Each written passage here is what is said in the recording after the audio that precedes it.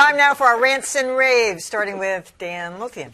Yeah, so I have a rave for the New York Times. There's a lot of coverage out there about the coronavirus, and much of it now has become almost background noise. It's like how many people are dying, what country is shutting down, and it's hard to kind of get clarity around this story.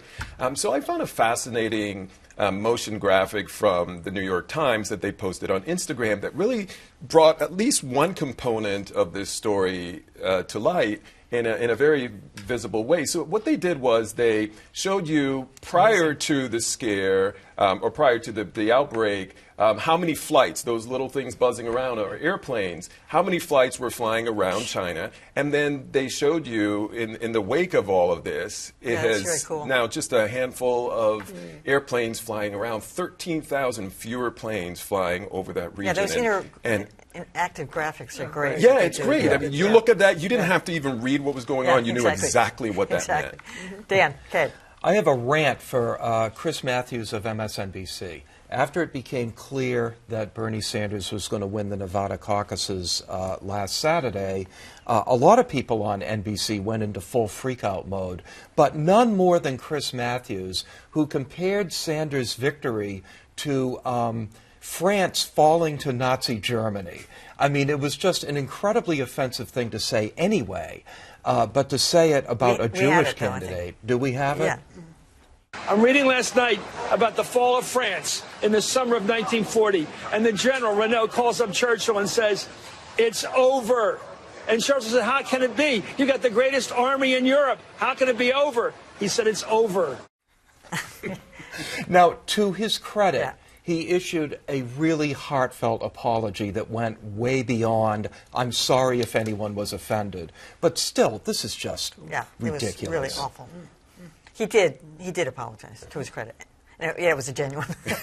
John? Well, I have kind of the flip side of Dan's rant here, which is the way in which, I guess, Chris Wallace, Chris Matthews, excuse me, and many others, after the Nevada results came out, were coronating Bernie. He's going to be close to unstoppable. Now, I say, are you kidding? There's another example right there. The front runner. Ooh. You know, that is an exaggeration, a gross exaggeration of the reality of what's going on. If Joe Biden wins South Carolina and then does well on Super Tuesday, it's going to be all about how Bernie is spiraling. You know, it's ridiculous. Let the news unfold before you characterize it in such a sweeping way. Is that too much to ask? I don't think it is. But it's boring.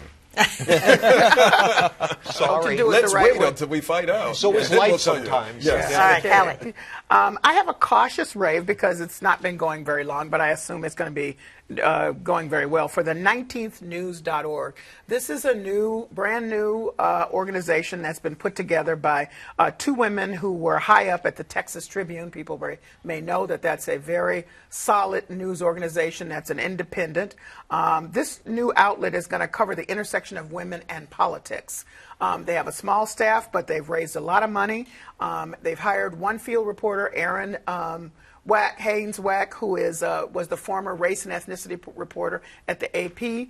And the 19th, of course, refers to the amendment that, gave women the vote. We're celebrating the anniversary of that. They really want to focus very seriously on women and their role and impact with politics in a way that a lot of times some of the other media outlets do not take seriously. These are very well credentialed people behind this, very solid journalists, so I'm looking forward to this. It should be very interesting.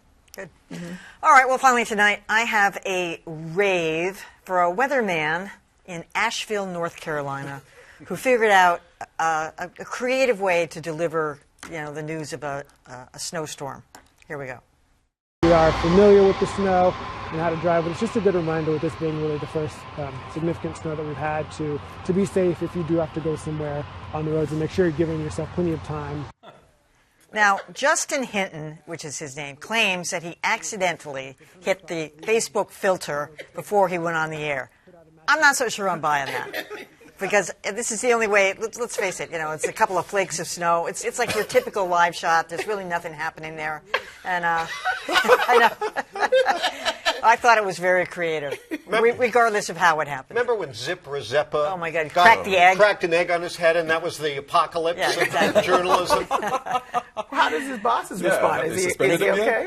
I think he's okay, but I'm not sure I'm buying it was a mistake. All right.